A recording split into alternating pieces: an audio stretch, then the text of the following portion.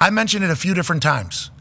Jeremiah Smith is going to get a massive offer immediately after this season's over. That's what the NIL is. That actually led to Coach Saban saying, to your point about that, we need some sort of, we shouldn't be saying that Jeremiah Smith might be gone from Ohio State immediately after this national championship, because the way the world is, it's like, well, there is a chance. And allegedly, Jeremiah Smith has been offered $4.5 million. Carnell Tate, the other wide receiver alongside Ibuka and J.J. Smith, $1 million plus offer in the transfer portal. We don't know what's real and what isn't real in these reportings. Remember, North Carolina allegedly offered Quinn Ewers $8 million or something. Michael Lombardi said, that didn't come from me. I don't know who that. We like Quinn Ewers, but we're not spending $8 million on a quarterback, especially if he's never done anything here.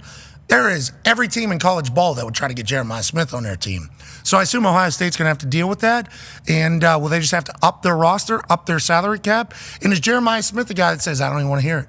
I'm cool with what I'm doing right here. I know I'm on a trajectory to get to the NFL. Luckily, Ohio State feels like that's not a place that wide receivers normally leave. With that Heartline, with Ryan Day, with Chip Kelly now, with how well Jeremiah Smith performed in that offense just as a freshman. You would hope that he would realize that and not be antagonized away.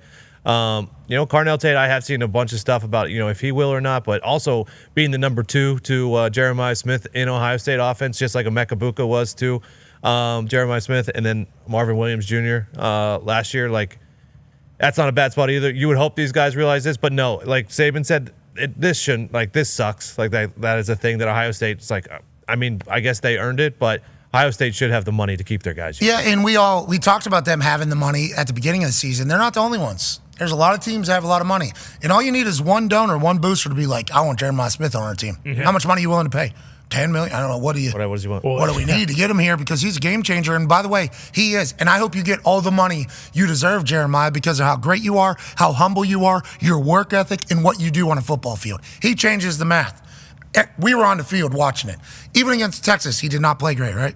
Mm-hmm. Yeah. Did not play great. Didn't have a bunch of production. He had 1 catch for 3 receptions. Well, he had a safety, linebacker, and a corner over top of him. That opens up everything else for maybe Judkins, Henderson, Tate, and Ibuka, to your point in there. Mm-hmm. He's a game changer. He's a math changer. And Chip Kelly was just starting to cook with him with 1 year. Hopefully it all gets figured out.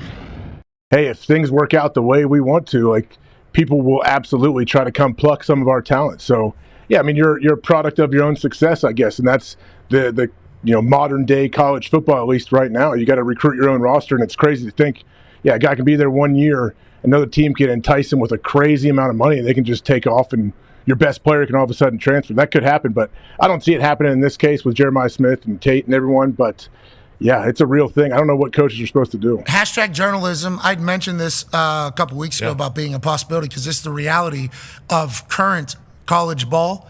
Jeremiah, we got good. We don't have $4.5 million for West Virginia, but we got good facility. Sure. Gino went there. Your cousin obviously can uphold the incredible tradition of Smith family members dominating in Morgantown.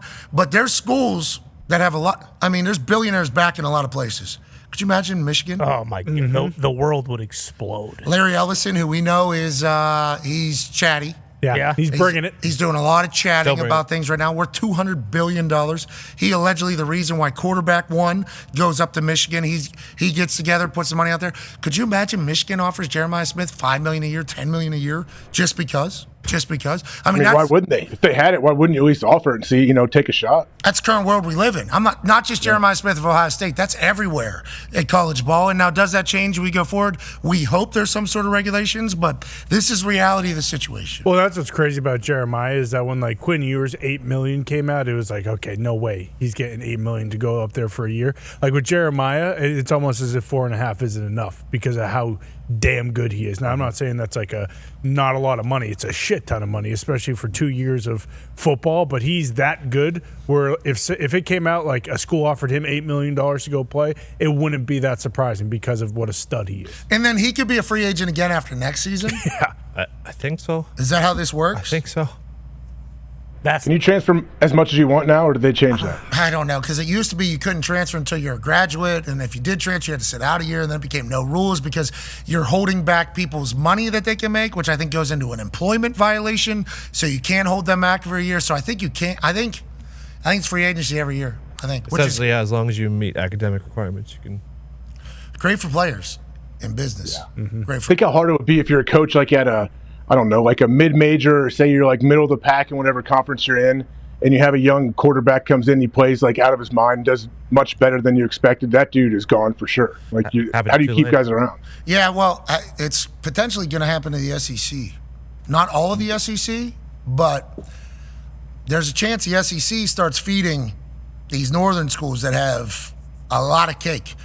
Our source says state that there are some people around the SEC that are very worried about the amount of money that northern schools have. Like Penn State has been dropped into the very, very prominent role in this entire college football world and other sports world because of how much money their alumni have. A lot of rich alumni. So that's a massive ordeal now. I'm not saying that there's SEC schools that don't have that. I'm just saying there's a lot of opportunity for these schools, a lot of them from the north, that have a lot of money in their alumni. And if you could drum that up, all of a sudden you could start. It's wild. It's wild to think about, but if you look at the college football playoffs, you look at the teams, Indiana, Kurt Cignetti was able to drum up a lot of money. Mm-hmm. He was able to flip over his roster.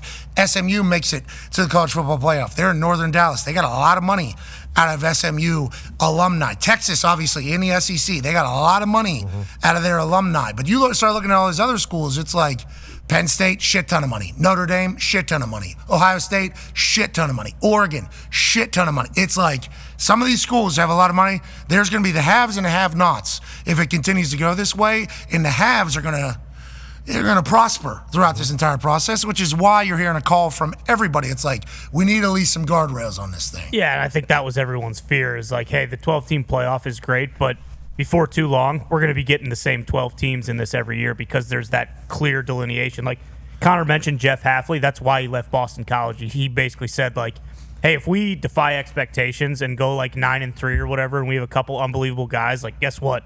Those guys are going to Michigan. Those guys are going to Ohio State. Like, we don't have the resources or the money to pay everyone from a good team. So it's almost like a lot of these kind of lower tier, major conference teams, like they have that one crack. If you have a really good team, you better hope you go to the playoff and then by some way make it to a national championship. Because if you don't, your entire roster is going to get poached at the end of the season. What did Coach Saban say whenever he gave his speech about regulations? He was like, you can't have one team have 30 mil and then another team have 3 mil and they're supposed to be competing on the same field. Like, that is just not... That's not reality. And obviously you're smiling because Ohio State can keep up with anybody, but you understand that there has to be some sort. I think even Ohio State people, especially with this Jeremiah Smith situation, they're like, hey, we need some sort of guidelines. Yeah, it never stops. I guarantee you, like, there's many, many people at Ohio State that are freaking out and losing sleep every night because you have to continue to bring in that money every year now. It's so hard to keep these guys.